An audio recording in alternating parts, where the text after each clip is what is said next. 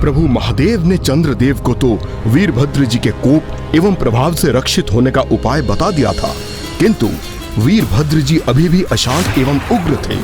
उनके अनुसार चंद्रदेव के साथ साथ वे सभी भी दोषी थे जिन्होंने अपने नेत्रों के समक्ष प्रजापति दक्ष द्वारा माता सती का अपमान एवं उनका आत्मदाह होते देखा था।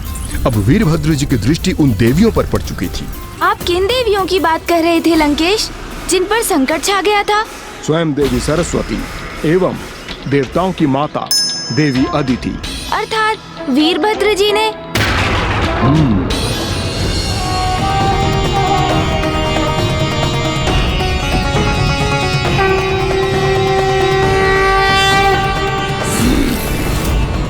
ये वीणा की ध्वनि कहाँ से आ रही है?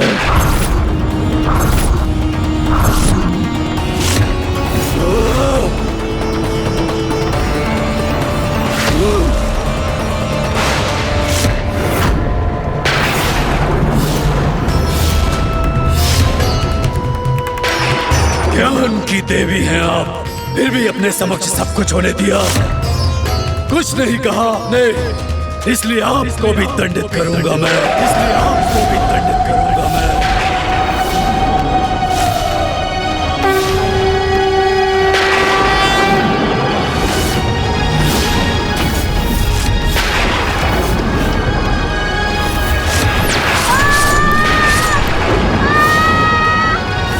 इस प्रकार जिसने भी दक्ष प्रजापति के उस अन्याय का विरोध नहीं किया, शांत रहकर उन्हें मूक समर्थन प्रदान किया, वो सभी भी दंड के भागी बने।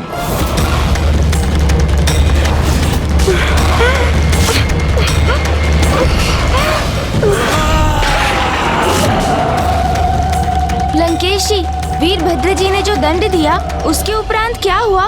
माता सरस्वती और माता अदिति को उनकी नासिकाएं पुनः कैसे प्राप्त हुई?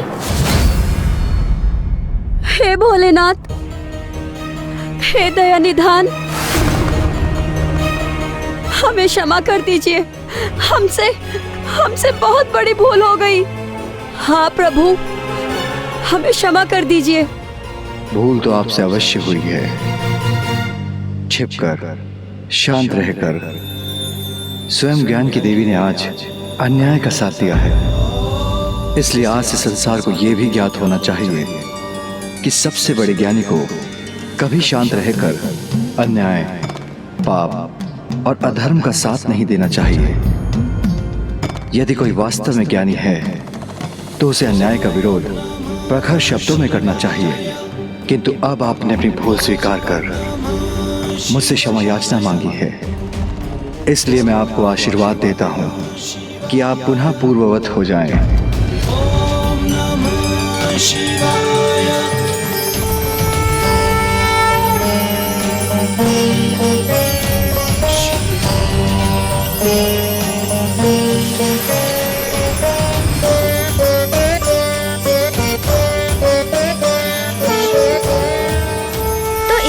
प्रभु महादेव ने माता सरस्वती एवं माता अदिति को क्षमा प्रदान कर उन्हें दोष मुक्त कर दिया। किंतु लंकेश, फिर चंद्रदेव का क्या हुआ? वो तो अभी भी वीरभद्र जी के प्रहार प्रभाव के दोष से जूझ रहे थे ना, और इसी कारण वो लुप्त होने की स्थिति में भी पहुंच चुके थे। किंतु क्या उन्होंने महादेव के सुझाव अनुसार स्वयं को रक्षित करने के लिए पीपल वृक्ष की प्रदक्षिणा पूर्ण कर ली लंकेश?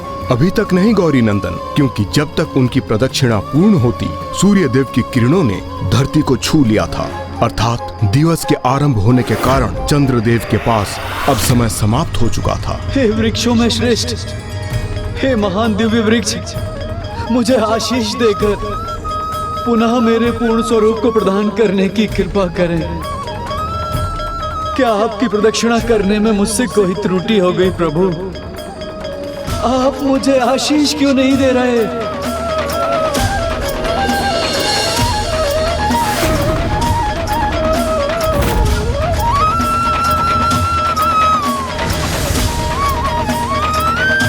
मुझ पर कृपा करें। यदि आज आपका आशीष पाने के पूर्व तिथि परिवर्तित हो गई तो मैं कदापि अपना पूर्ण स्वरूप प्राप्त नहीं कर पाऊंगा प्रभु, और संसार में रात्रि काल में सदा के लिए अमावस्या का अंधकार स्थापित हो जाएगा। प्रभु कृपा कीजिए, प्रभु रक्षा कीजिए, प्रभु आशीष दीजिए, प्रभु आशीष दीजिए।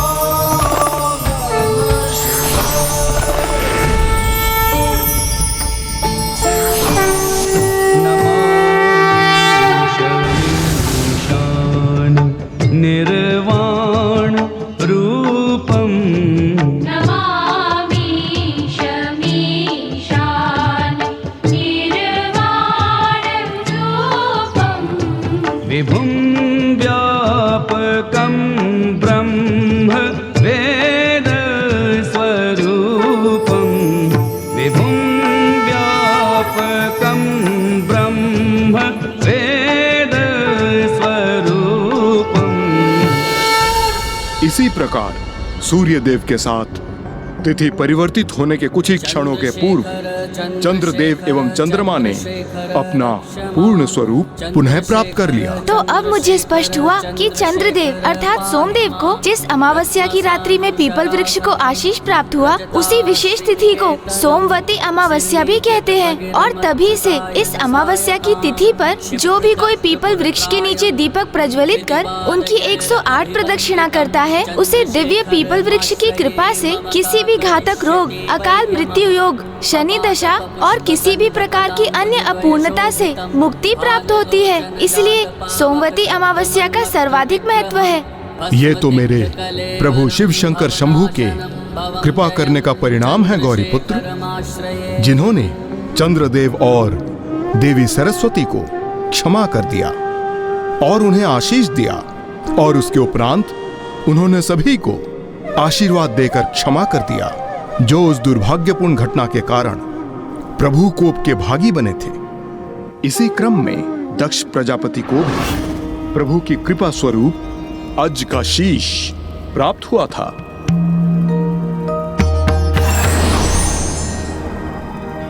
प्रजापति दक्ष को नवीन शीश प्रदान करने के पश्चात प्रभु महादेव की दृष्टि जब माता सती के छत विक्षत देह पर पड़ी तो वे अशांत होकर अनियंत्रित हो गए, और फिर माता सती की देह को लेकर उन्होंने तांडव करना आरंभ कर दिया।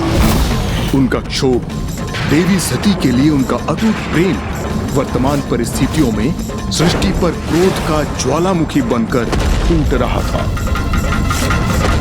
हाँ लंकेश, ये तो मुझे भी स्मरण है कि फिर किस प्रकार प्रभु नारायण के हस्तक्षेप से 51 शक्ति पीठों की स्थापना हुई थी, क्योंकि प्रभु महादेव का मन अभी भी अशांत था और दूसरी ओर वीरभद्र जी का क्रोध तो अभी भी अपने चरम पर ही था। इसलिए माता भद्रकाली उन्हें उस अवस्था में देखकर अत्यंत चिंतित थीं, क्योंकि वीरभद्र जी के क्रोध से तो समस्त संसार के लिए ही संकट उत्पन्न हो सकता था। तब माँ भद्रकाली ने वीरभद्र जी के समक्ष अपने सौम्य स्वरूप में प्रकट होकर उन्हें शांत किया, जिसके उपरांत उनका परस्पर विवाह हुआ।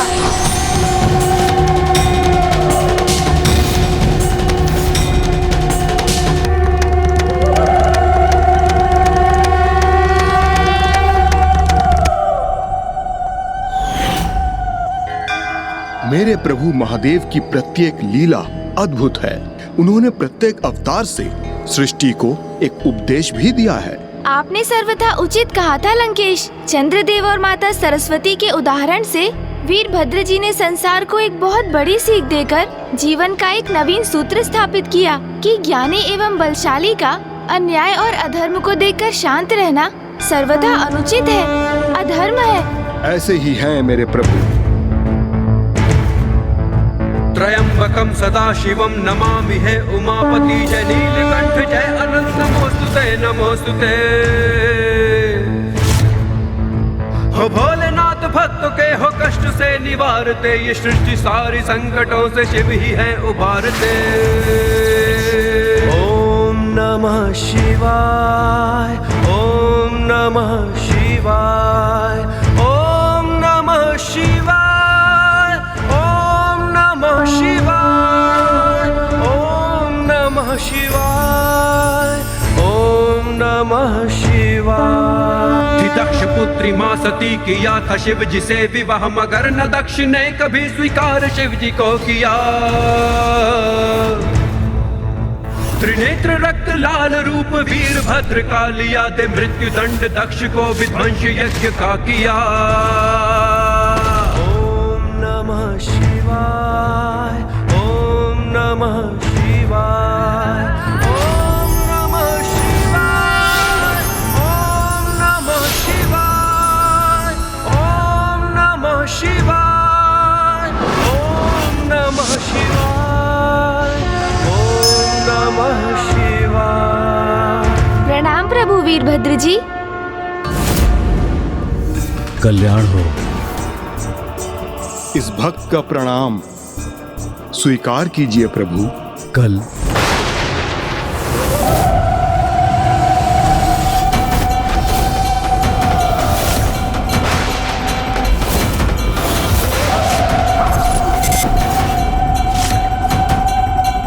लंकेश, प्रभु शिव का आत्मलिंग तुम्हारे हाथ में क्यों है?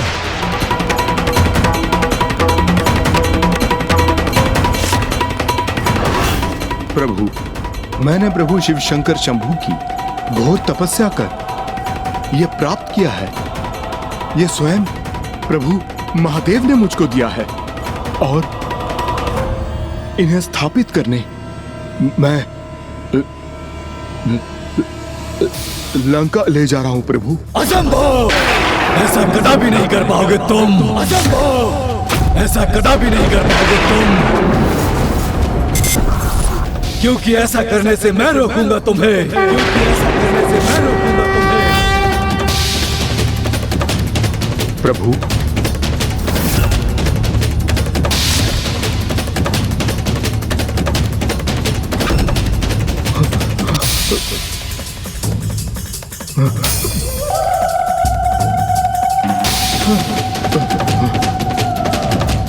नंदेश्वर जी को तो मैंने समझा बुझाकर लौटा दिया, प्रभु भैरव को भी मना लिया, किंतु अब वीरभद्र जी को कैसे रोकूं?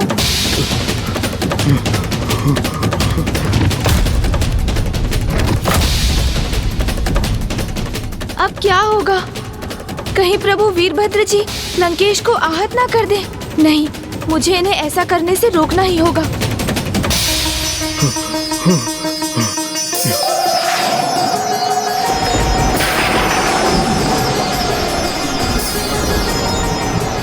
लंकेश रावण, अब तुम्हें दंडित करूंगा मैं।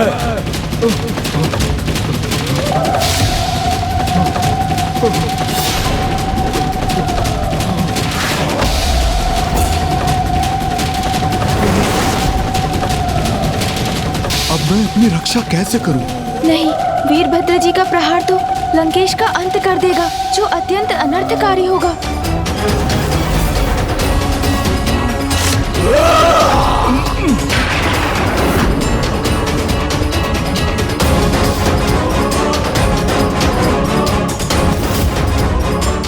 अचानक क्या हुआ जो प्रभु वीरभद्र जी लंकेश पर प्रहार करने से रुक गए? कारण जो भी हो, उनका इस प्रकार रुकना तो उचित ही है।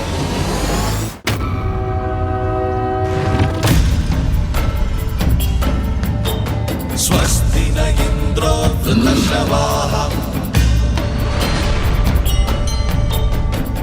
लंकेश, अश्वत्थामा अर्थात पीपल वृक्ष का मान रखने के लिए मैं तुम पर वार नहीं कर रहा हूँ।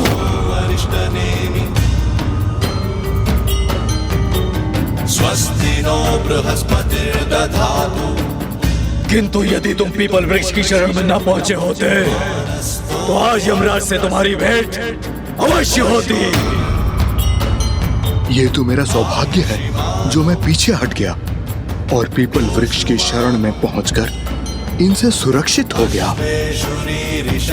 मुझसे सुरक्षित अवश्य हुए हो तुम, किंतु तुम्हें अधिक प्रसन्न होने की आवश्यकता नहीं, क्योंकि मुझे विश्वास है प्रभु का आत्मलिंग कैलाश से दूर करने का प्रयास कभी सफल नहीं होगा। प्रभु का आत्मलिंग लंका कभी नहीं पहुंचेगा, कभी नहीं पहुंचेगा।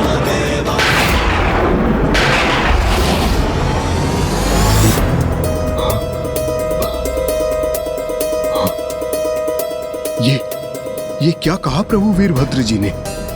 कुछ भी हो जाए प्रभु, इन आत्मलिंग को तो मैं लंका अवश्य ले जाऊंगा, किंतु अब मुझे बड़ी सावधानी से आगे बढ़ना होगा। लंकेश जी, जल ग्रहण कीजिए आप। अब आप इतने भयभीत क्यों दिखाई दे रहे हैं लंकेश? क्योंकि अब तो आप पीपल वृक्ष की छाया में स्थित हैं, किंतु जिनकी शरण में जाने से आपकी भी रक्षा हुई, वो वृक्ष जिनमें स्वयं प्रभु नारायण का वास है, वो श्री हरि नारायण लंकेश, जिनके नाम का श्रवण भी आपको प्रिय नहीं, उन्हीं ने आज आपकी रक्षा की। कदाचित अश्वत्थ वृक्ष को लेकर आपका ज्ञान अभी अधूरा है गौरीपुत्र, क्योंकि इसमें मात्र नारायण ही नहीं अपितु मेरे प्रभु शिव शंकर शंभू के साथ समस्त देवताओं का भी वास है। इनकी जड़ों में ब्रह्मदेव, तने में विष्णुदेव और इनके सबसे ऊपरी भाग में अर्थात इनकी शाखाओं और पत्रों में मेरे प्रभु शिव शंकर शंभू का वास है।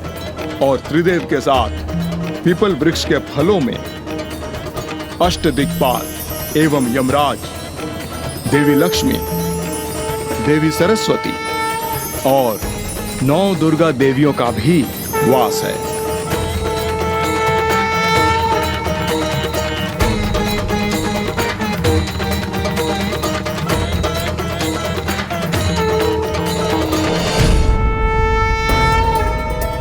क्या हम यहाँ खड़े खड़े बस इन दोनों को देखते ही रहेंगे या इन्हें रोकने के लिए आगे कुछ करेंगे भी? करेंगे, करेंगे, अवश्य करेंगे। और ऐसा प्रहार करेंगे लंकेश पर कि वो प्रभु के आत्मलिंग को लेकर इस स्थान से एक पग भी आगे नहीं बढ़ सकेंगे। पीपल वृक्ष की पूजा करने से समस्त देवी देवताओं की पूजा संपन्न हो जाती है।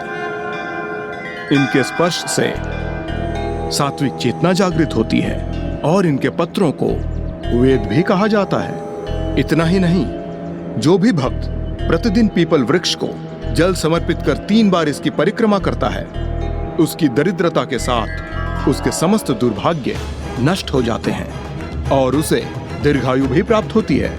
हाँ लंकेश, मुझे भी अब स्मरण है, माँ ने भी एक बार पीपल वृक्ष की महिमा का उल्लेख किया था। उन्होंने कहा था कि 10 पुष्पों के पौधे, 5 आम के वृक्ष और 2 अनार के वृक्ष रोपने से जितना पुण्य प्राप्त होता है, मात्र एक नींबू एवं एक वट अर्थात बरगद एवं पीपल वृक्ष को रोपने से प्राप्त होता है। और जो भी ऐसा करता है वो कभी नरक का भागी नहीं बनता।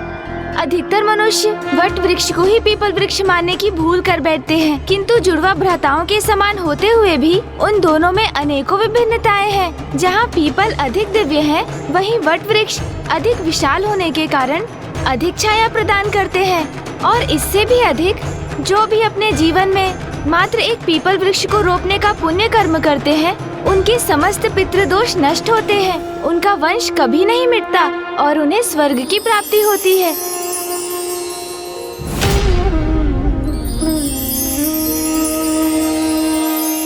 अश्वत्थ सुमहाभाग सुभग प्रियदर्शन इष्ट कामाक्ष मे देहि शत्रुभ्यस्तु पराभवम् आयुः प्रजां धनं धान्यं सौभाग्यं सर्वसम्पदम् देहि देवी महावृक्ष त्वामहं शरणं गतः। हे पीपल वृक्ष और इनमें स्थित समस्त देवी देवतागण, कृपया कर मुझे आशीष दीजिए कि मैं लंकेश रावण को प्रभु के आत्मलिंग को लंका ले जाने से रोकने का कार्य सफलतापूर्वक संपन्न कर सकूं।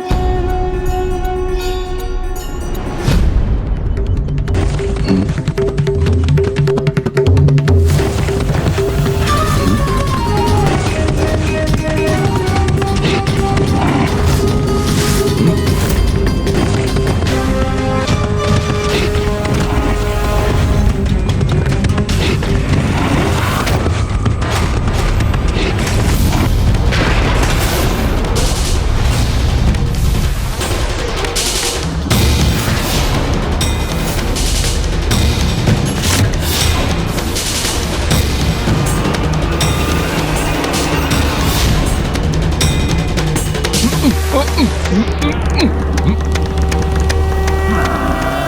की आत्मलिंग अंततः लंकेश के हाथों से मुक्त हो ही गए। क्योंकि मुझे विश्वास है प्रभु का आत्मलिंग कैलाश से दूर करने का प्रयास कभी सफल नहीं होगा। प्रभु का आत्मलिंग लंका कभी नहीं पहुंचेगा।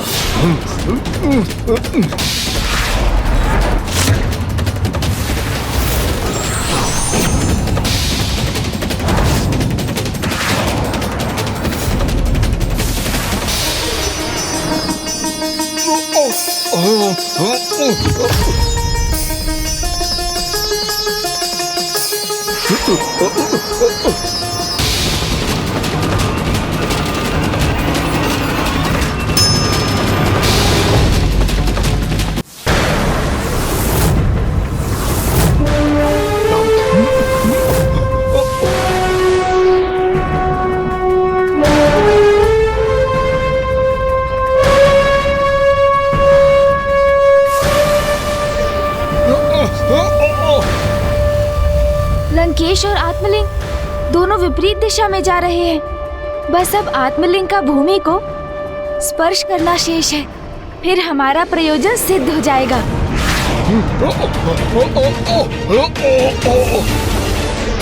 प्रभु का आत्मलिंग मुझसे दूर जा रहा है, यह उचित नहीं।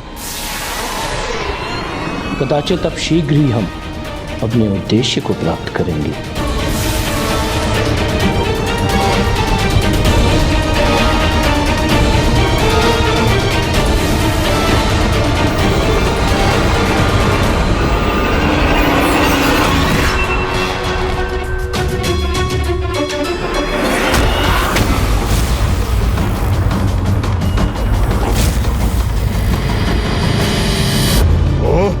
तो ये इन सबका षड्यंत्र था। प्रभु ने स्वयं आत्मलिंग मुझे दिया था। इन सब के हाथ नहीं लगने दूंगा मैं।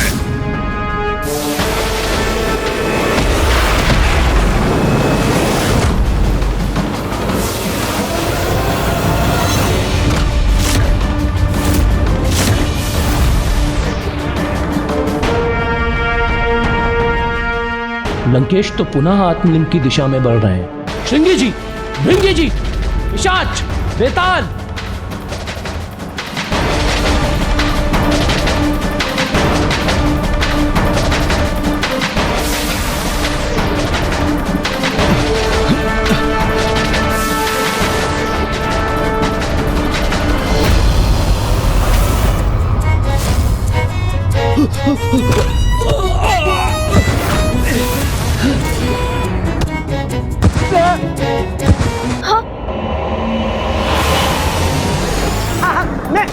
मैं ले लूंगा ठेला।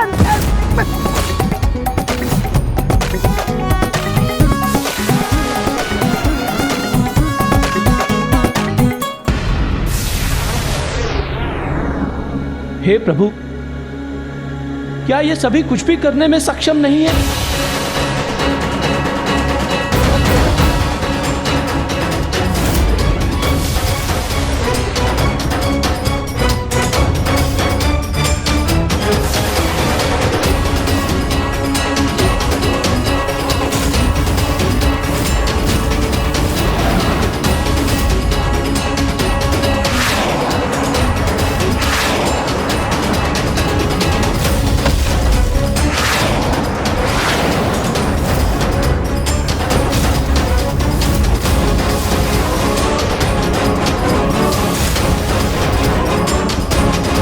लंकेश तो बड़ी तीव्र गति से आत्मलिंग की ओर जा रहे हैं। कहीं नंदी जी और शिवगणों की ये योजना भी असफल न हो जाए।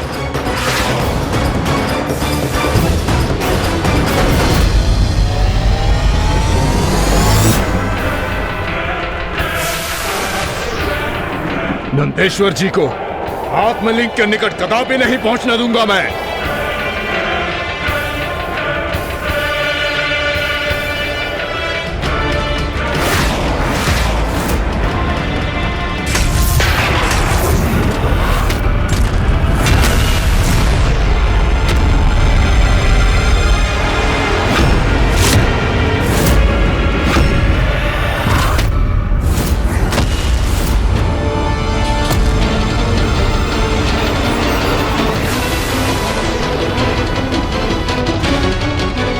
आत्मलिंग को थामने के लिए कोई नहीं है वहाँ।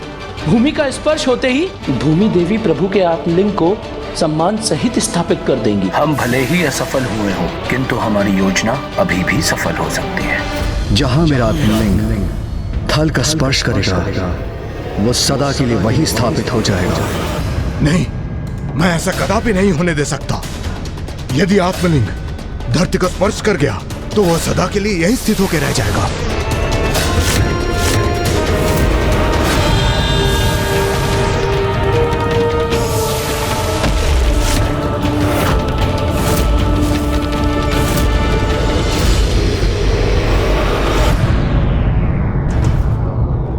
जटाटवीकलज्वल प्रवाह भावितस्थले कलेवलम्ब्य लम्बिताम्बुजङ्ग तुङ्गमालिका डमड्डमड्डमड्डमन्निनादमड्डमर्वयं चकार चण्डताण्डवं तनोतु नः शिवा शिवम्।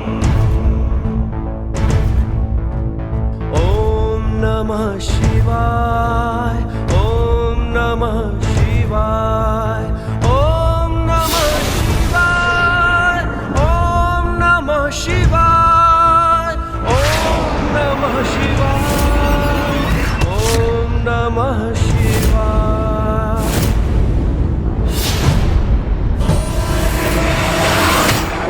दशानन रावण से आत्मलिंग छीनने का प्रयास कर जो साहस किया तुम सभी ने, उसका उचित दंड मिलेगा तुम सबको।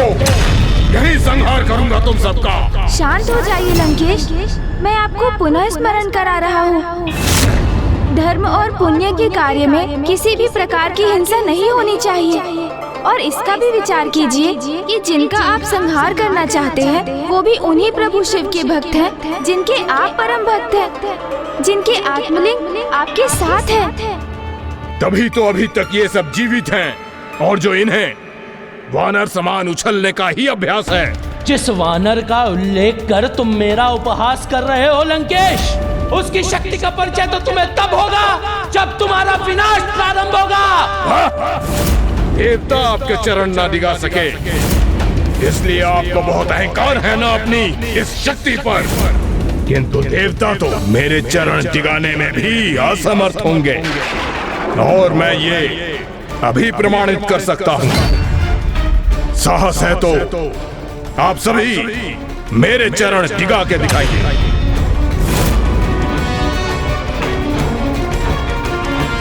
चलिए, मैं आप सभी के लिए चुनौती थोड़ा सरल बना देता हूँ। दोनों चरण नहीं, मात्र मेरा बायां चरण दिगा के दिखाइए।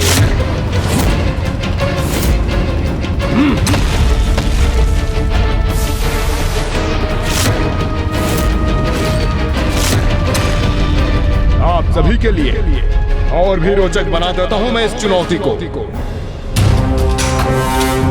आप में से किसी ने भी अगर मेरे चरण को डिगा दिया तो मैं स्वयं प्रभु के आत्मलिंग को आपको सौंप दूंगा।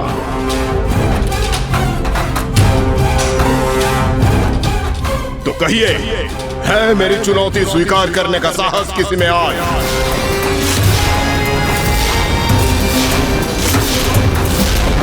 आप में से कोई भी मुझसे संघर्ष करने का साहस नहीं जुटा पा रहे हैं ना? तो ऐसा कीजिए, सभी एक साथ बढ़कर प्रयास कीजिए। लंकेश, मैं आपको दुर्बलता का नहीं अपितु भक्ति का प्रमाण दूंगा। मैं भी तो देखूं मेरे भक्ति के बल के समक्ष कितनी देर टिक सकते हैं लंकेश।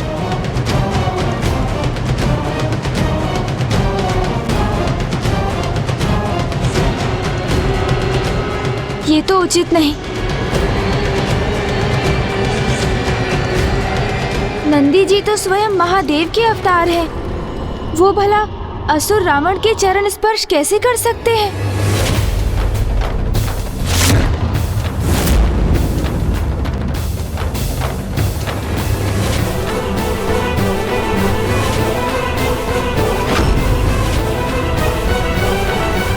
नंदेश्वर जी, आपने तो लंकेश की चुनौती उचित प्रकार से सुनी ही होगी। यदि लंकेश बलशाली है तो आप में भी तो अपार बल है, इसलिए आप बिना लंकेश का स्पर्श किए इनकी चुनौती को अवश्य पूर्ण कर सकते हैं। हाँ हाँ, गौरी पुत्र सर्वथा उचित कह रहे हैं। यदि आप वास्तव में इतने शक्तिशाली हैं तो अपना चमत्कार दिखाइए।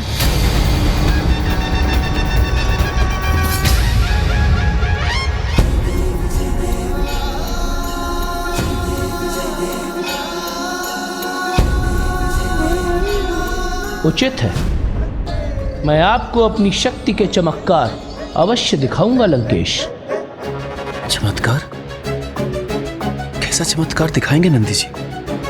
अब तो ये देखने पर ही ज्ञात होगा।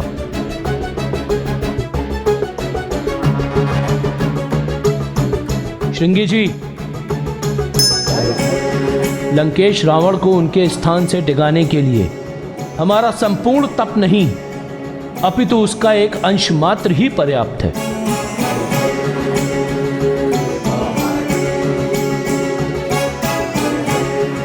ओम नमः शिवाय, ओम नमः शिवाय, ओम नमः शिवाय।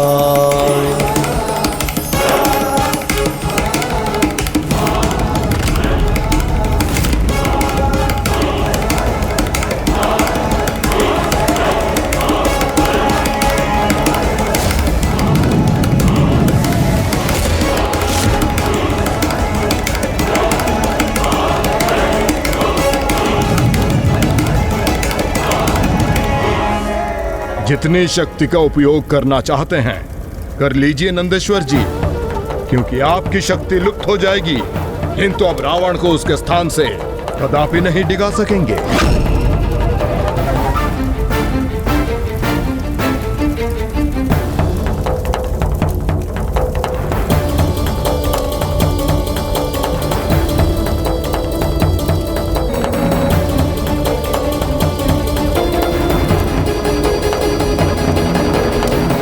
जैसे जैसे अग्नि से उत्पन्न उष्णता में वृद्धि होगी, वैसे ही रावण को विवश होकर स्वयं अपने स्थान से हिलना होगा।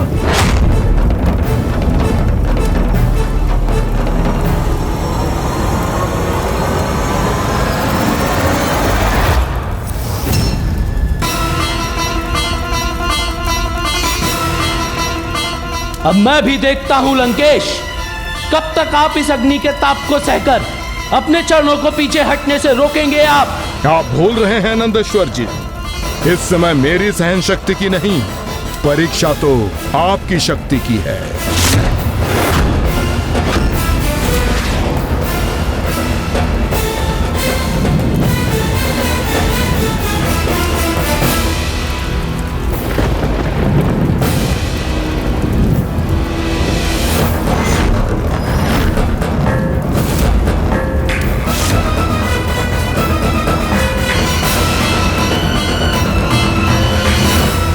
कदाचित लंकेश का पीछे हटना ही उनके लिए उचित होगा।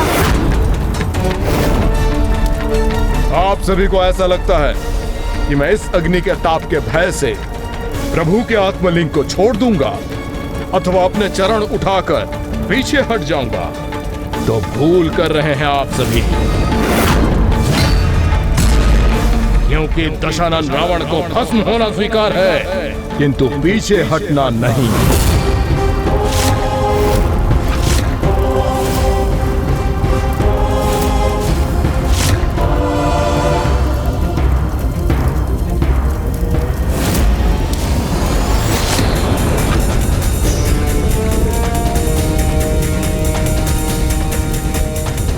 अरे पुत्र, मुझे इस अग्नि को देखकर प्रभु शिव शंकर शंभू के अगले अवतार की कथा स्मरण हो रही है, जिनका जन्म अग्नि के हठ को नियंत्रित करने के लिए हुआ था, जिनका नाम था ग्रहपति अवतार। त्र्यंबकम सदा शिवम नमामि है उमापति, जय नीलकंठ जय अनंत नमोस्तुते नमोस्तुते। हो भोलेनाथ भक्तों के हो कष्ट से निवारते, ये सृष्टि सारी संकटों से शिव ही है उबारते। ओम नमः शिवाय, ओम नमः शिवाय, ओम नमः शिवाय।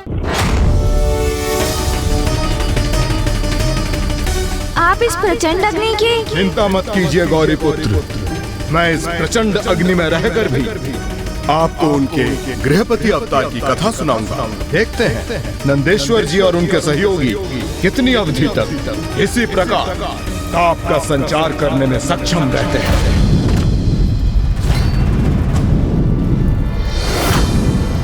प्रभु शिव शंकर शंभू ने अपने गृहपति अवतार से ये प्रमाणित किया कि यदि भक्तिपूर्ण निष्ठा से की जाए तो सब कुछ प्राप्त किया जा सकता है गौरी पुत्र। अर्थात यदि व्यक्ति उचित प्रयास करे वो अपने लक्ष्य तक पहुंचने में सफल हो सकता है।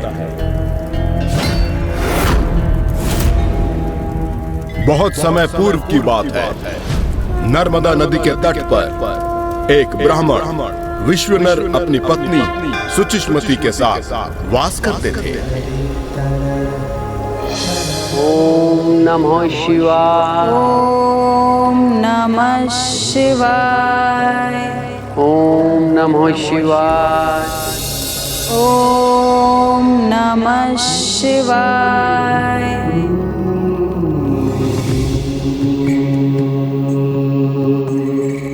ये पौधा तो कुम्हला रहा है, मुझे इसकी सेवा करनी चाहिए। ऋषिवर एवं उनकी पत्नी दोनों ही धर्मपरायण थे और ऋषि विश्वनर का हृदय इतना कोमल था कि वो अन्य किसी को कष्ट में देखकर उसकी सहायता करने से स्वयं को रोक ही नहीं पाते थे।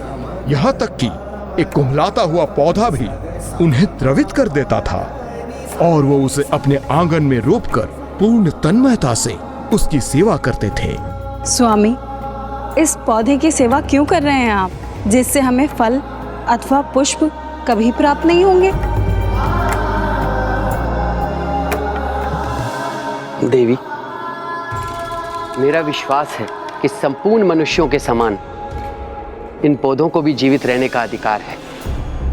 भले ही ये हमें पुष्प और फल देने में समर्थ नहीं है, किंतु संपूर्ण वातावरण को प्राण वायु देकर ये शुद्ध तो अवश्य करेगा। अग्नि, ये अग्नि कुटिया भस्म कर रही है। रक्षा करो इस अग्नि को, बुझाओ, फैलने मत दो इस अग्नि को। वो समय ऐसा था जब पृथ्वी पर अग्नि का बार बार प्रकोप होता था, किंतु ऋषि विश्वनर को जैसे किसी का भय ही नहीं था। इन कुछ दिवसों में ये तृतीय बार हुआ है। अग्निदेव कुछ अधिक ही क्रियाशील हो गए हैं। आप कहाँ जा रहे हैं स्वामी? पौधों की सेवा तो मैं कर चुका देवी, अब मानवता की सेवा का समय है।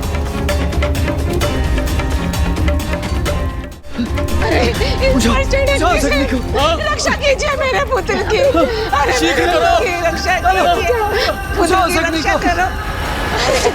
शांत हो जाइए माता, हम इस जल से अग्नि को बुझाने का प्रयास कर रहे हैं। और जल लाओ, और जल लाओ। इस अग्नि के निकट भी जाना कठिन हो रहा है। अग्नि, अग्नि ये कुटिया भस्म कर रही है। रक्षा करो इस अग्नि को, बुझाओ और जलाओ।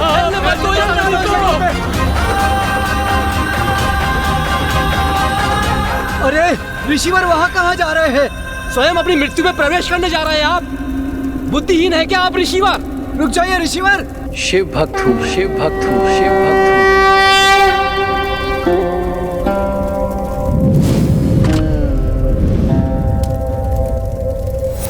फिर क्या हुआ लंकेश, बताइए ना।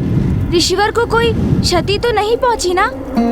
कुछ ऐसे भी विलक्षण शिव भक्त होते हैं गौरी पुत्र, जिन्हें अग्नि भी भयभीत नहीं कर सकती। जैसे मैं इस अग्नि के मध्य स्थित हूँ, उसी प्रकार ऋषि विश्वनर उस झुलसती कुटिया के भीतर प्रवेश कर गए, वो भी पूर्ण साहस के साथ। और फिर उन्होंने उस बालक को ढूंढना आरंभ किया। ओम नमो शिवाय। कहाँ है ये बालक? कोई तो के इस प्रकोप से हमारे घर की रक्षा करो। मुझे इन ग्रामवासियों को इस अग्नि के प्रकोप से मुक्त कराना होगा।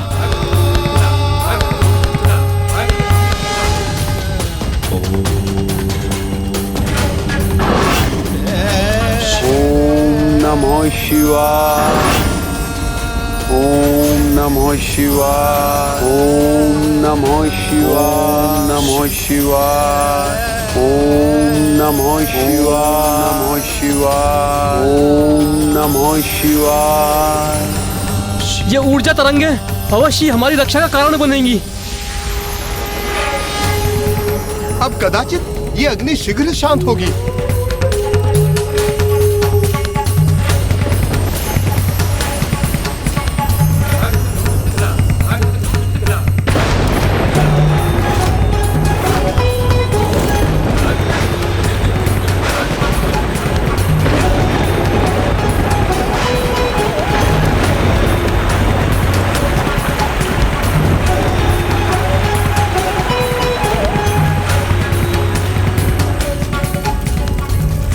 जल वर्षा से विश्वनर ने अग्नि को नियंत्रित तो कर दिया, किंतु ऐसा कर उन्होंने अग्निदेव के क्रोध को जागृत भी कर दिया।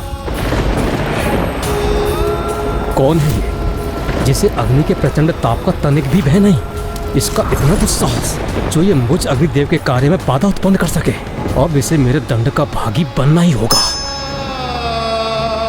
जीवों पर अपनी करुणा बरसाने वाले ऋषि विश्वनर ने अपनी तपोशक्ति से अग्नि को शांत कर एक मां को उसका पुत्र सकुशल लौटाया। आपने मेरे पुत्र की रक्षा की। आपको कोटि कोटि नमन।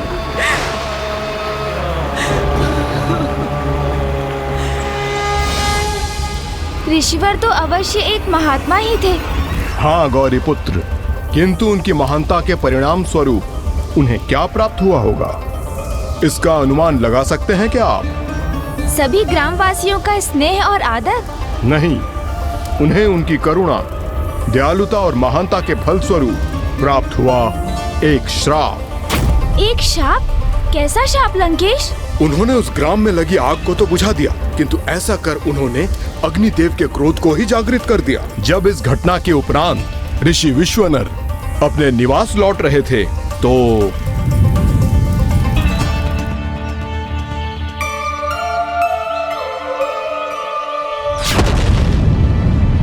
कदाचित आपको ज्ञात नहीं है ऋषिवर कि मेरी अग्नि का एक छोटा अंगारा भी आपके साथ इस संपूर्ण वन को भी भस्म कर सकता है। तब भी आपने मेरे कार्य में बाधा डालने का दुस्साहस किया। प्रणाम अग्निदेव। इससे पूर्व कि मेरी अग्नि उस उद्देश्य को पूर्ण कर सके जिसके लिए वो प्रकट हुई थी, आपने उस ग्राम में वर्षा करवाकर उसे शांत करवा दिया। सभी की दृष्टि में मुझे बुरा बनाकर स्वयं को श्रेष्ठ प्रमाणित कर रहे हैं आप।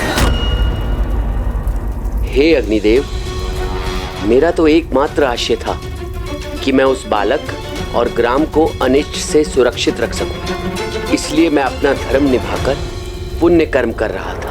और मैं भी तो अपना धर्म निभा रहा था ऋषिवर, क्योंकि अग्नि का कर्तव्य तो स्वयं प्रज्वलित होकर सब कुछ भस्म करना है। अग्नि से किसी को भी कोई क्रीड़ा नहीं करनी चाहिए, क्योंकि जो भी ऐसा करेगा वो उसका दुष्परिणाम अवश्य भुगतेगा। इसलिए मैं आपसे पुनः पूछता हूँ कि मेरे धर्म कर्म में व्यवधान उत्पन्न क्यों किया आपने? क्षमा कीजिए अग्निदेव, मैं तो आगे भी ऐसा ही करता रहूंगा, क्योंकि मुझे पूर्ण विश्वास है कि यही उचित कर्म है और यही मेरा धर्म भी। आप अपनी मर्यादा भूल रहे हैं ऋषिवर। नहीं अग्निदेव, अपनी शक्ति की मर्यादा तो आप लांघ रहे हैं। आपका कार्य तो प्रकृति में जीवन का सहायक बनना है, किंतु आप तो प्रतिदिन अपनी ज्वाला के प्रकोप से निर्दोष जीवों और वनों को भस्म कर देते हैं। क्या इस प्रकार नित्य अग्नि का प्रकोप अनिवार्य है? जिस घृत को मुझे समर्पित कर यज्ञादि में चढ़ाया जाता है उसका पाचन करना अनिवार्य है, अन्यथा किसी को भी यज्ञ का उचित फल प्राप्त नहीं होगा। इसीलिए जहाँ भी कोई किसी प्रकार की असावधानी करेगा वहाँ अग्नि का विस्तार होगा, जो विस्तारित होकर अपने मार्ग में आने वाले प्रत्येक जीव जंतु और प्रत्येक वस्तु को भस्म करेगी। और यही मेरा धर्म है और यही मेरा कर्म है। किंतु हे अग्निदेव, इन निर्दोष जीवों को क्यों भस्म होने पर विवश होना पड़ता है? ये तो सर्वथा अनुचित है। इसलिए मेरे समक्ष यदि आपकी अग्नि किसी निर्दोष जीव को यातना देगी तो मैं अपने तपोबल के प्रभाव से उसे रोककर उस निर्दोष जीव की रक्षा करूंगा। प्रतीत होता है ऋषिवर कि आप स्वयं को देवताओं से भी उच्च श्रेणी का मान बैठे हैं। हमारे कार्य में हस्तक्षेप करने का आपको अवश्य दंड प्राप्त होगा। किंतु अग्निदेव, आपको श्राप देता हूँ कि जिस अग्नि को आप बार बार रोक रहे हैं वही अग्नि आपकी संतान की आयु के 13वें वर्ष के आरंभ में उसकी मृत्यु का कारण बनेगी। और तब मंत्र शक्ति से भी आप अपनी संतान की रक्षा नहीं कर सकेंगे।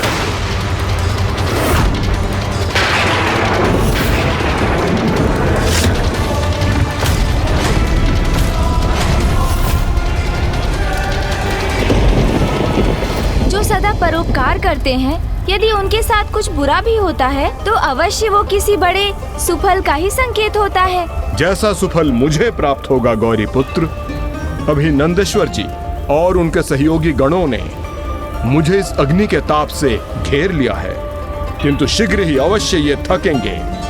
तब मैं प्रभु के आत्मलिंग को लंका ले जाकर स्थापित करूंगा, जिससे मेरी लंका शिवधाम बन जाएगी।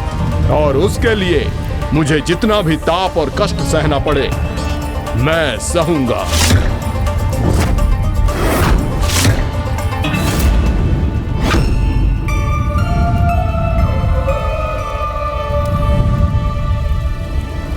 गौरी पुत्र, जब तक ये नंदी जी और उनके गण मुझ पर अग्नि वर्षा करते थक नहीं जाते, मैं आपको आगे की कथा सुनाता रहूंगा।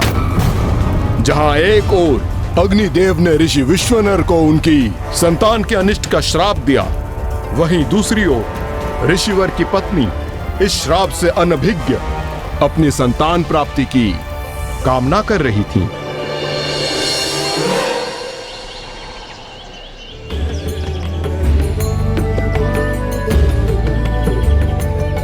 स्वामी, मैं अब मातृत्व का सुख भोगने की इच्छुक हूँ। कि जिस अग्नि को आप बार बार रोक रहे हैं वही अग्नि आपकी संतान की आयु के 13वें वर्ष के आरंभ में उसकी मृत्यु का कारण बनेगी। मुझे तो अग्निदेव का शाप है, इसलिए मैंने संतान प्राप्ति का कोई प्रयास ही नहीं किया। किंतु देवी सुचिष्मति को शाप के विषय में ज्ञात नहीं होना चाहिए। स्वामी, जब भी मैं अपनी ये इच्छा व्यक्त करती हूँ आप मुंह क्यों फेर लेते हैं?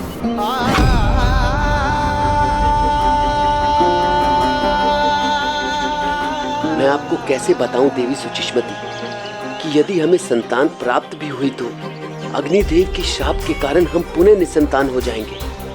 आज आप संतान रहित रहने का दुख नहीं सह पा रही हैं, तो कल जब संतान होने के उपरांत उसे खोने पर विवश होंगी तो वो दुख कैसे सहेंगी आप? कब तक हम इन पौधों का लालन पालन करते रहेंगे? मैं चाहती हूँ स्वामी कि हमारी भी एक संतान हो, जिसे मैं अपनी गोद में लेकर उसके साथ क्रीड़ा कर सकूं, जिसकी किलकारियों से हमारा गृह और आंगन गूंज उठे। मुझे बताइए स्वामी, हम संतान का सुख कैसे प्राप्त कर सकते हैं? यदि इसके लिए हमें कोई तपस्या करने की आवश्यकता है तो मैं उसके लिए भी प्रस्तुत हूँ। आप उचित कहती हैं देवी। अब तो मात्र तब से ही हमें ऐसी संतान प्राप्ति हो सकेगी जिसका कोई अनिष्ट नहीं कर सकेगा, अग्निदेव भी नहीं।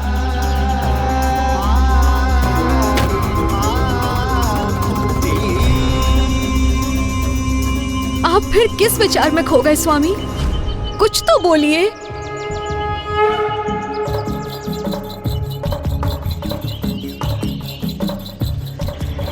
आपकी इच्छा अवश्य पूर्ण होगी देवी।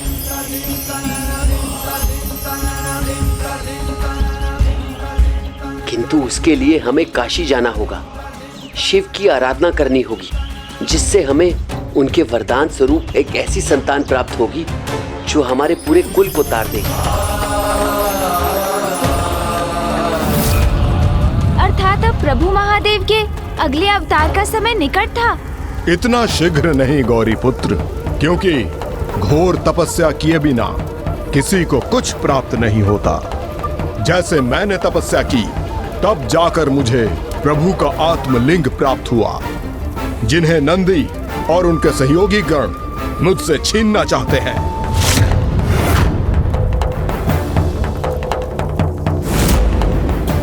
किंतु मैं लंकेश रावण आत्मलिंग को लंका अवश्य लेकर जाऊंगा और नंदी जी एवं उनके सहयोगी शीघ्र ही थक कर पीछे हट जाएंगे।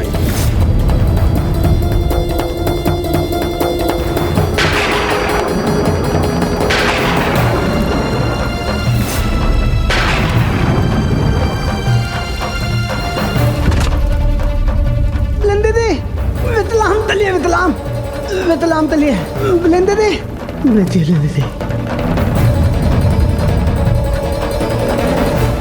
देखिए गौरी पुत्र, इनमें से एक तो थक कर रुक भी गए। अधिक प्रसन्न होने की आवश्यकता नहीं है लंकेश, क्योंकि मैं अनंत काल तक ऐसे ही स्थित रहूंगा, कदापि नहीं थकूंगा मैं। तो मैं भी अनंत काल तक इसी प्रकार अडिग रहूंगा। ये कैसी विचित्र स्थिति है। एक और महादेव के अवतार है, तो दूसरी ओर उनके परम भक्त। अब ज्ञात नहीं इस परिस्थिति का क्या परिणाम होगा।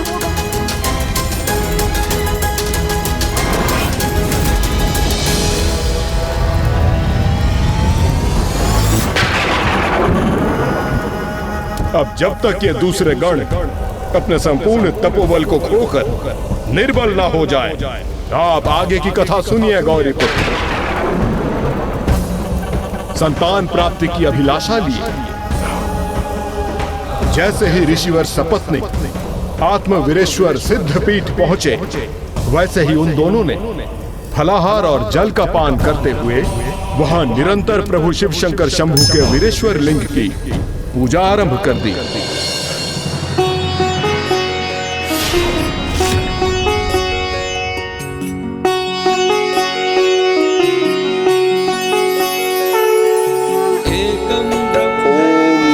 शिवाय ओम नमः शिवाय ओम नमः शिवाय ओम नमः शिवाय। द्वितीयाय तस्थे तस्मादेकं त्वां प्रपद्ये सदाहम्।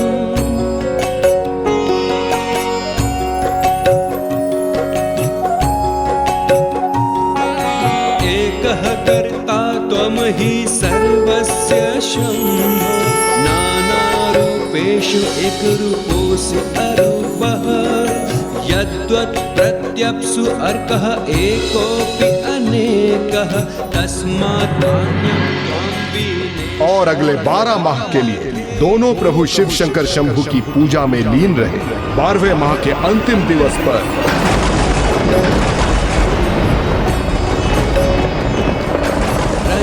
सर्पः शुक्तिकायां रूप्यं नरः।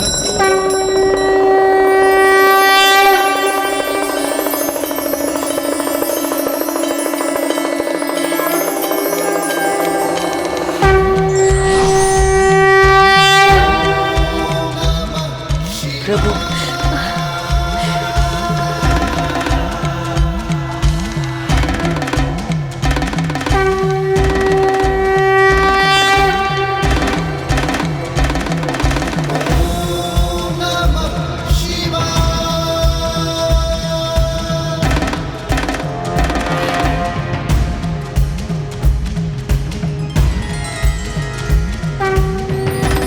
उठिए आप दोनों।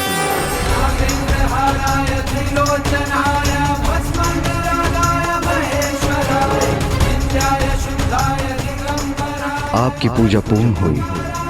बताइए, मुझसे क्या अभिलाषा है आपकी? प्रभु, आपको तो सब ज्ञात है। आपसे कहां अपने भक्तों की कोई अभिलाषा छुपी रह सकती।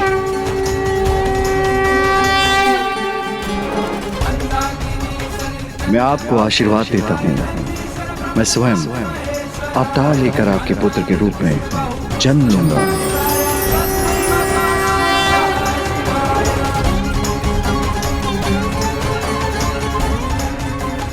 और पिछले 12 माह से जिस स्रोत का आपने निरंतर जाप किया है, उस स्रोत को अभिलाषाष्टक स्रोत के नाम से जाना जाएगा।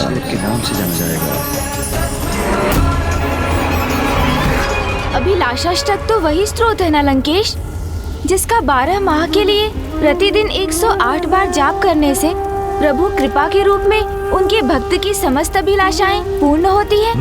हाँ गौरी पुत्र, प्रभु महादेव की कृपा से वो दिवस भी आ गया जब देवी सुचिस्मती ने प्रभु महादेव शिव शंकर शंभु के ग्रहपति अवतार को जन्म देने वाली थी।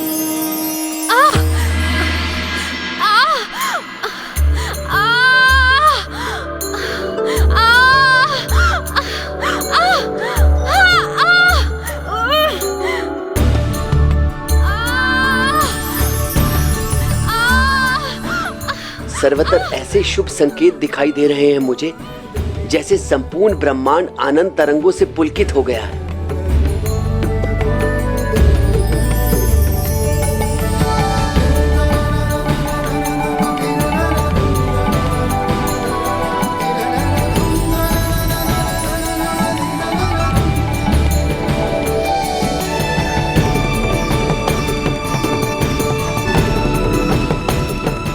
अवश्य प्रभु का आगमन होने वाला है, जिसके कारण संपूर्ण प्रकृति आनंदित है।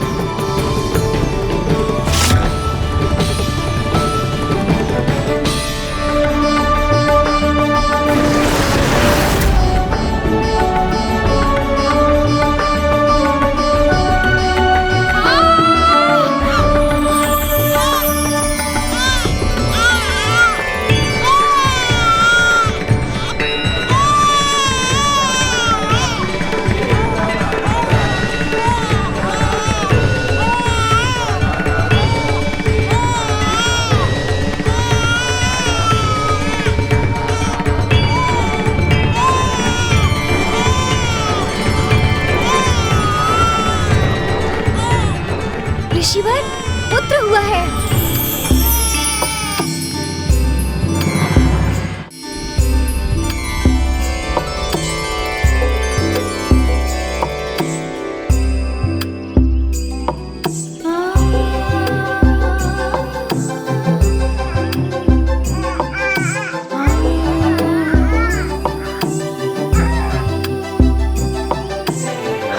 प्रभु आ गए प्रिय।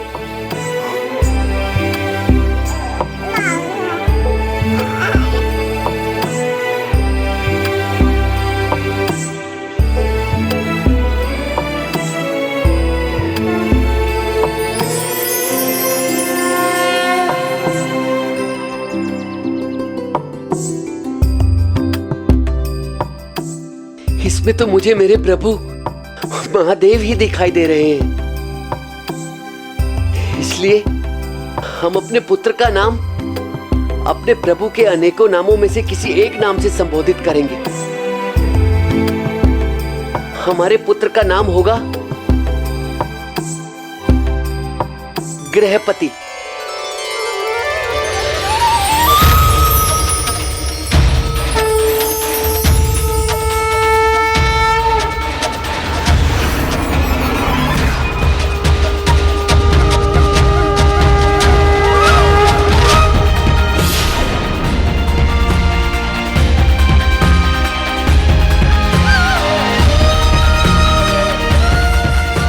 स्वयं प्रभु ने अवतार लिया था।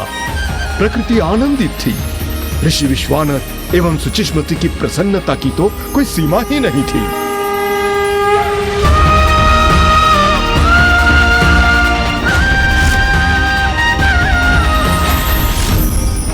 किंतु ऋषिवर के पुत्र पर अग्निदेव के प्रकोप का संकट अभी भी छाया हुआ था।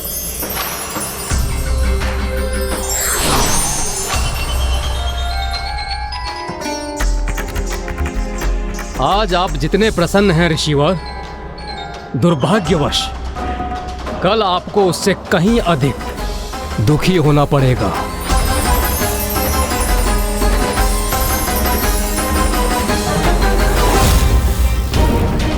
अर्थात जो शाप अग्निदेव ने ऋषि विश्वनर को दिया था, समय आते ही वो उसे फलित भी करने वाले थे।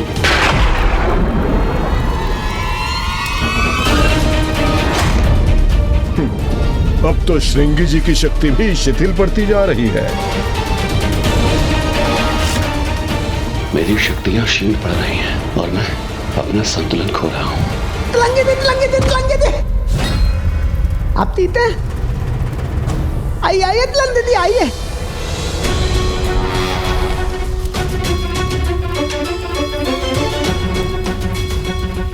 अब तो एकमात्र आप ही शेष बचे हैं नंदी जी।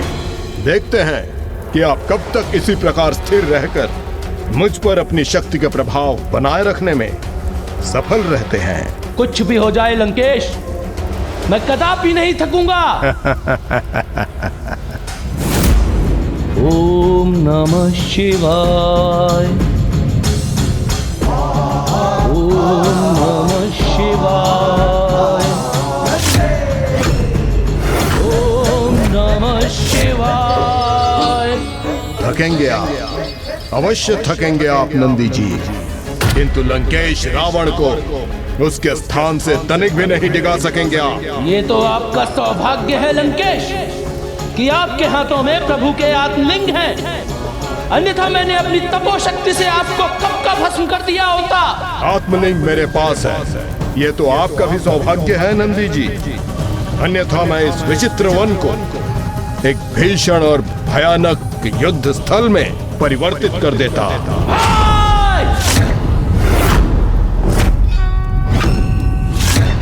कृपा कर आप इस चुनौती को युद्ध का कारण मत बनाइए। और लंकेश, यदि आप अपने स्थान से अस्थिर होने के लिए तैयार नहीं हैं, तो मुझे प्रभु गृहपति की पूर्ण कथा सुनाने की कृपा ही कीजिए। फिर आगे क्या हुआ? वो ऋषि पुत्र शिशु स्वयं प्रभु के अवतार हैं। ये ज्ञात होने पर भी क्या अग्निदेव ने अपने शाप को निष्प्रभाव नहीं किया? शाप नन्हे जीव को दिया गया हो या परमात्मा को, वो तो फलित होकर ही रहता है। जहां अग्निदेव ऋषिवर के पुत्र गृहपति के प्रभु अवतार से अवगत नहीं थे, वहीं प्रभु गृहपति के आयु और आकार में वृद्धि होने लगी थी और ऋषि विश्वनर ये मान के निश्चिंत थे प्रभु के अवतार को अग्निदेव कोई हानि नहीं पहुंचा सकते। इसलिए वो तो उनके श्राप को जैसे भूल ही गए थे। इसी प्रकार समय बीतने लगा और गृहपति अब एक बुद्धिमान बालक में परिवर्तित हो गए।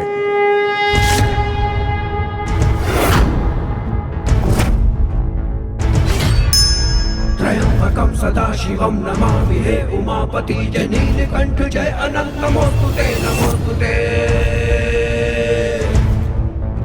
हो भोलेनाथ भक्तों के हो कष्ट से निवारते, ये सृष्टि सारी संकटों से जीवी है उबारते।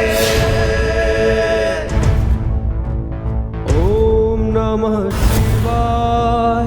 ओम नमः शिवाय। ओम नमः शिवाय। ओम नमः शिवाय। ओम नमः शिवाय। ओम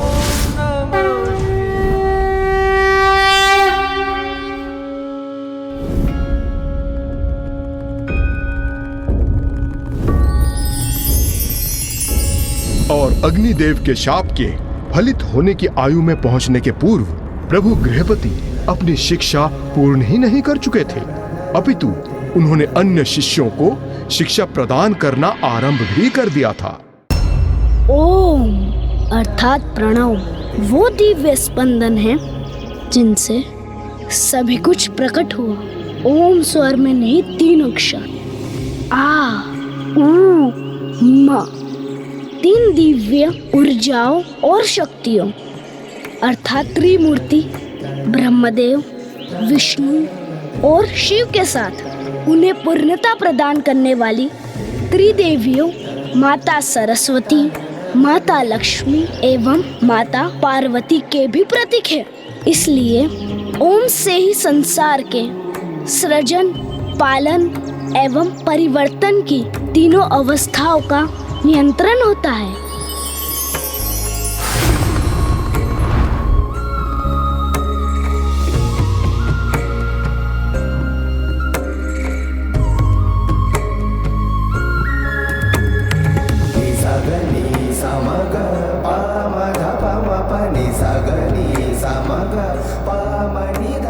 जिस आयु में बालक अपनी शिक्षा आरंभ करते हैं, उस आयु में बालक गृहपति अन्य बालकों को शिक्षा प्रदान कर रहे हैं।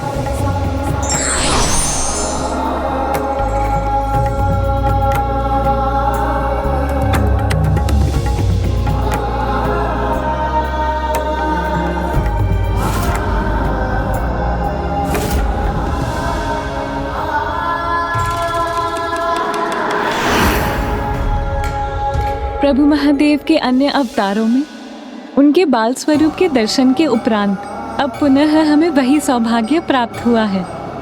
प्रभु गृहपति के बाल स्वरूप को देखकर मेरा मन तो यही करता है कि इनकी दिव्यता को निहारती ही रहूं। क्या हुआ प्रभु, आप अचानक से इतने चिंतित क्यों हो गए? अभी तो हम मन भरकर प्रभु के इन सौम्य बाल रूपों का दर्शन भी ना कर सके, और अब इनके जीवन पर संकट छाने वाला है।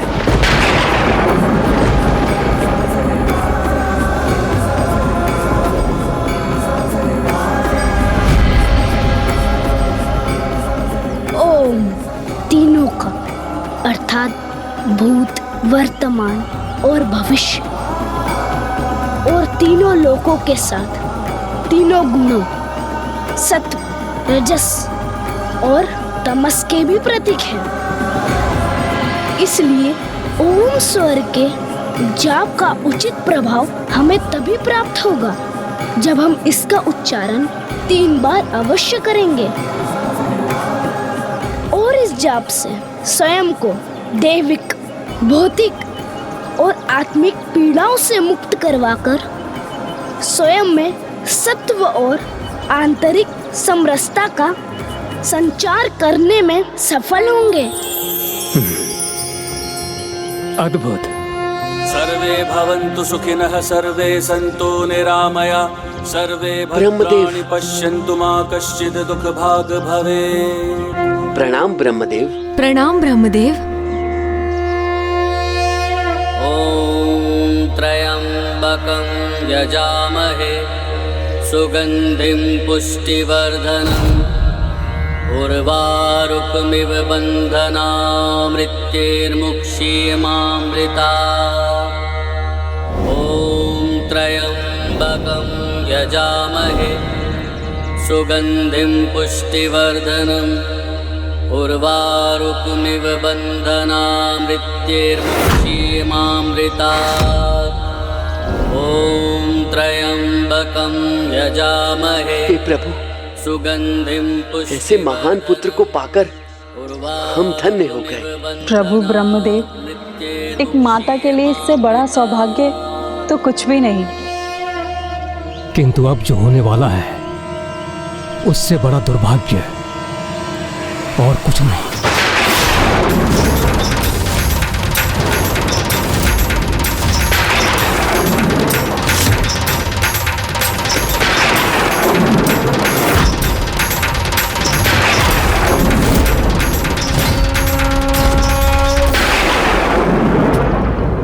ऐसा क्या होने वाला है प्रभु? अर्थात देवी सुषमती को अग्निदेव के श्राप का कोई ज्ञान नहीं। कहीं ब्रह्मदेव अग्निदेव के शाप का उल्लेख तो नहीं कर रहे हैं? मैं अग्निदेव आपको श्राप देता हूँ कि जिस अग्नि को आप बार बार रोक रहे हैं, वही अग्नि आपकी संतान की आयु के 13वें वर्ष के आरंभ में उसकी मृत्यु का कारण बनेगी। क्या आपने अभी तक देवी सुषमती को उसके बारे में अवगत नहीं कराया?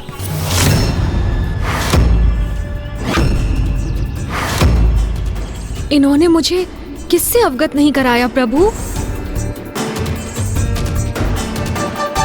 बोलिए ना स्वामी, आपने क्या नहीं बताया मुझे?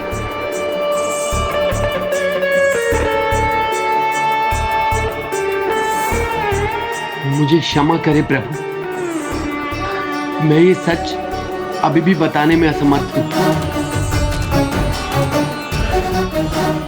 आपका पुत्र क्या होगा मेरे पुत्र को प्रभु? आपके पुत्र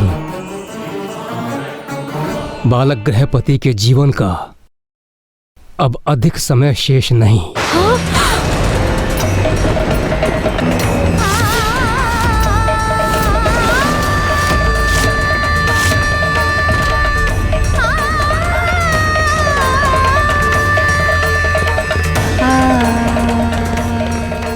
नहीं, ऐसा नहीं हो सकता।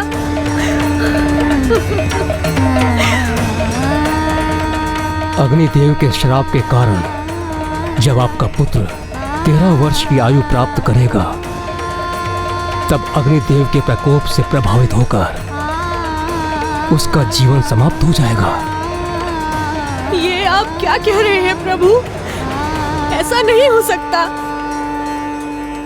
स्वामी, स्वामी, ये सत्य नहीं है ना? ये असत्य है ना? कुछ तो बोलिए स्वामी। ये सत्य स्वीकार करने में मुझे भी अपार कष्ट हो रहा है देवी सुचिष्मति। मुझे पूर्ण विश्वास था कि हमारा पुत्र स्वयं महादेव का अवतार है, इसीलिए उस पे इस शाप का कोई प्रभाव नहीं होगा। प्रभु, आपको तो ज्ञात होना चाहिए ऋषिवर, वरदान हो अथवा श्राप, सामान्य जन हो अथवा स्वयं परमात्मा, उसका प्रभाव तो सभी पर पड़ता है। तो प्रभु, मैं अपने पुत्र को अल्पायु में मृत्यु के मुंह में जाता हुआ नहीं देख सकता। कोई तो उपाय होगा, कोई तो उपाय होगा जिससे हम अपने पुत्र को सुरक्षित रख सके। हम पे कृपा कीजिए प्रभु, कृपा कीजिए। हमारे पुत्र की रक्षा का कोई तो उपाय सुझाइए प्रभु, कोई तो उपाय सुझाइए। उपाय? कैसा उपाय?